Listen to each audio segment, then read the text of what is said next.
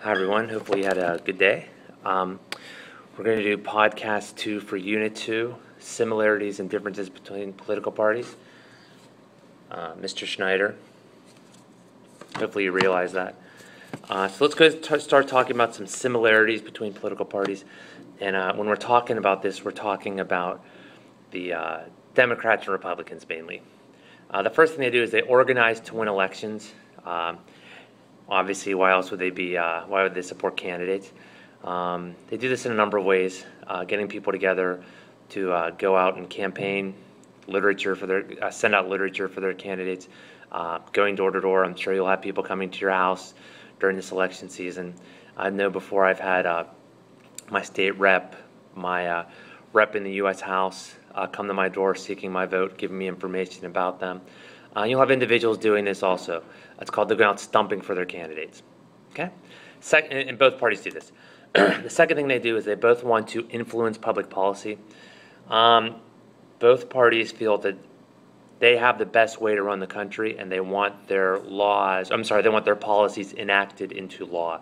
So they'll run commercials and they'll give speeches trying to tell you this is what we want to do, this is why we want to do it, and this is why you should support us. Third thing they do, and I'm taking this directly from the notes the state sends out. Not directly, but one thing they talk about is that they reflect both liberal and conservative views. And this isn't as true as it was maybe 5, 10, 15, 20 years ago. We very much have on both sides, I don't want to call them extremists, but people who are very conservative in the Republican Party and very liberal in the Democratic Party. And they do not want to intermingle those two things. You have people in the closer to the middle who we'll call moderates, who have more of a liberal and or conservative view. They tend to, instead of defining themselves one way or the other, they tend to look at each issue and define themselves by the issues. And political parties really, this is number 4, they want to define themselves in a way that wins. They want to win majority support, and despite what you think or what you hear, the vast majority of people in this country are moderates, and they're in the middle. And that's how candidates win elections. If you are, let's look at this little continuum here. And we'll go, this is my right. So people that are over here are conservative, and people over here are liberal. The further you go on this continuum, these people over here are going to vote Democrat no matter what. And we'll call this my mother's side, because my mother is very liberal. This side over here is very conservative, and we'll call this my wife's side. My wife is very conservative, so they don't ever talk about politics. It's a good thing. It would ruin Thanksgiving if we did. The vast majority of the people are in here. These are the moderates. And here's Mr. Schneider. Here, I'll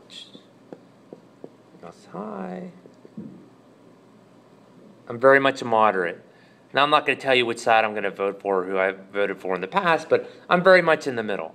This is who, if you want to win an election, these are the people you have to get to vote for you. These are the people that both the Democrats and the Republicans try to get to vote for them. These are the people you need to convince.